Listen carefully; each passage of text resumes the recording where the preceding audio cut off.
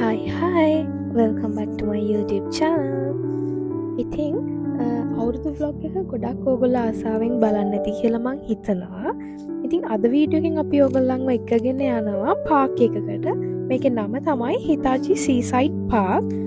මේක තියෙන්නේ ඉබරකි ප්‍රීෆෙක්චර් එකේ. ඉතින් මේ පාක් එක කාලෙන් කාලට එක එක විදිහට වෙනස් වෙනවා.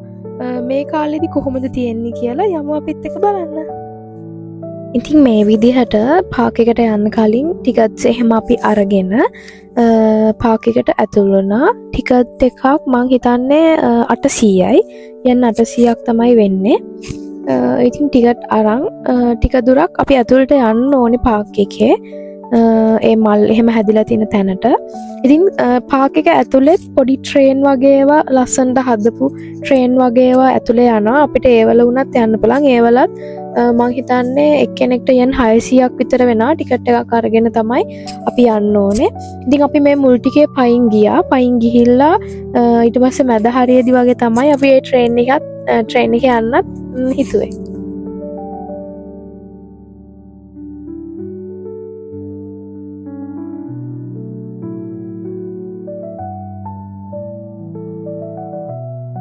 දැන් මේ වීඩියෝ එක ඔයගලන්ට පේන්නේ ඒ වගේ ඒවා තමයි අර පොඩි ට්‍රේන් වගේ පොඩියට නිකන් ලස්සනට එක එක තීම් වලට හදපු වාහන ඒක ඇතුලේ يعني කට්ටියව එහෙට මෙහෙට ගෙනියන්න යනවා. ඒවල වුණත් ඉතින් ඕගොල්ලන්ට ඇතුලේ පාක් එකේ ලස්සන බලන්න යන්න පුළුවන්.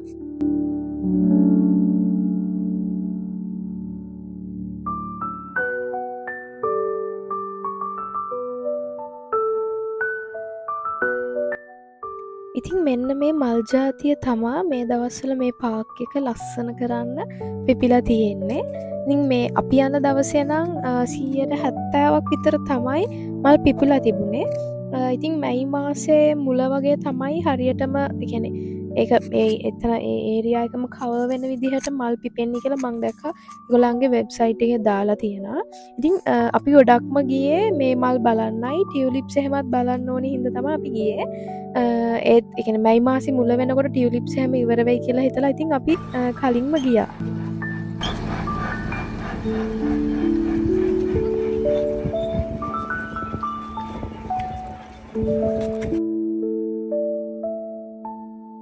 ඉතින් මේ තියෙන නිල් පාට මලේ නම නම් මට හරියට මතක නැහැ. මං ඒ වුණාට ඒක ඔයගලන්ට දාන්නම් වීඩියෝ එකේ. ඉතින් ඉස්සලා දැක්කා වගේ එක එක shops එහෙමත් එතන තියෙනවා. ඔයගලන්ට කැම් මොන හරි ගන්න ඕනේ නම් ඒ වගේ දේවල් ගන්නත් එතන පොඩි පොඩි shops ටිකක් තියෙනවා.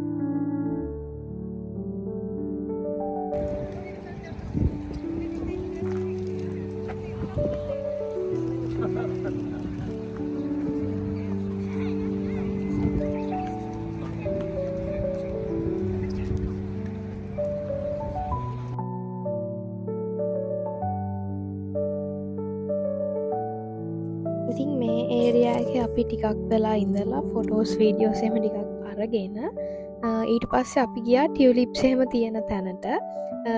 මේ පාක් එකත් ලොකු පාක් එකක් හින්දා ටිකක් ඇවිදගෙන යන්න තියෙන ප්‍රමාණය වැඩි. ඒ හින්දා අර මං මුලින් කිව්වා වගේ ට්‍රේන් එකක් වගේ එකක් මේ පාක් එක ඇතුලේ යනවානේ. ඒකක තමයි අපි ඊට පස්සේ ටියුලිප් තියෙන තැනට ගියේ. 58mあり北地中市では一番標高の高い場所となっております。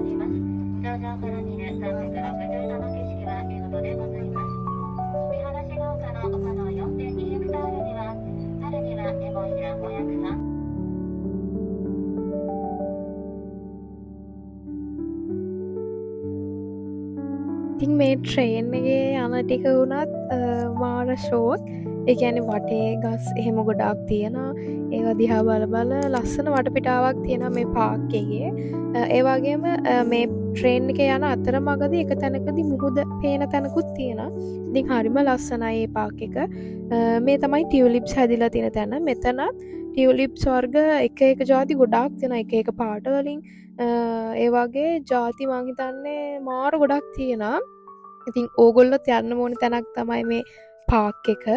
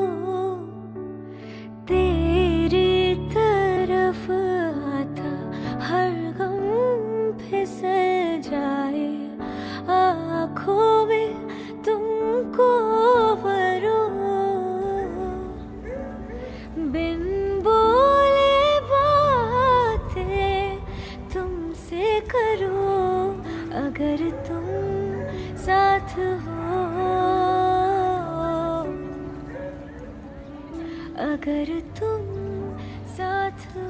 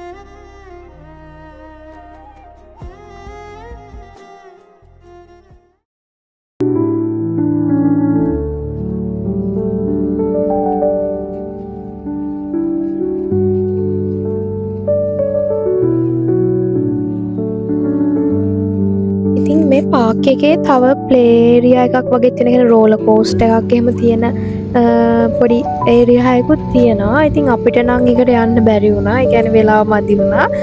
මේ පාක් එක හවස 5ට වහනවා. ඉතින් අපිට නම් එතනට යන්න බැරි වුණා. ඊට පස්සේ ඉතින් මෙතන තිබ්බ ටියුලිප්ස් එහෙම බලලා අපි එතනත් ෆොටෝස් එහෙම අරගෙන අපිට පොඩි බඩගින්නක් ආවා. ඊට පස්සේ අපි ආව පොඩි ස්නැක් එකක් ගන්න. මෙතන ඒ වගේ කියන්නේ එක එක જાති කෑම જાති ගොඩක් තියෙන ෆුඩ් ට්‍රක්ස් එහෙම තියෙනවා. ඉතින් ඒ වලින් ඕගලන්ට කැමති කෑම මොන හරි ගන්නත් පුළුවන්. ඉතින් මං හිතනවා ටියුලිප්ස් එහෙම බලන්න ඕන නම් මේ පාක් එක තමයි හොඳම පාක් එක කියලා. ඉතින් ඕගොල්ලොත් ගිහින් බලන්න කොහොමද එතන එක්ස්පීරියන්ස් එක කියලා. ඉතින් අද වීඩියෝ එකත් ඉවර වෙනකම්ම බලන් හිටියා නම් ඕගොල්ලන්ට හුඟක් ස්තුතියි. ඉතින් අලුත් vlog එකක් අරන් ආයි ඉක්මනටම එන්නම්. Thank you for watching. Bye.